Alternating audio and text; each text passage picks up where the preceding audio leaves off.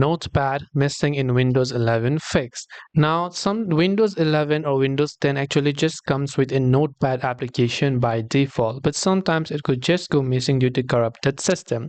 Normally, in order to get it back, what you can try to do is just reinstall it from your Microsoft Store. Open up your Microsoft Store application on your Windows. From there, in the search bar, just go ahead and then search for Notepad. Over there, you'll find the first tab, Windows Notepad, by the developer Microsoft Corporations, to make sure that this is the official app.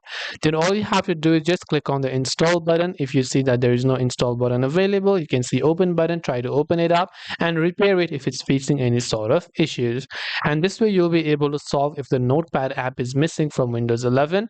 I hope that this video really helped you. If you have got any more questions, queries or doubts, feel free to also leave them down in the comment section below. As always, thank you very much for watching till the end of this tutorial, and as always, see you soon in the next video.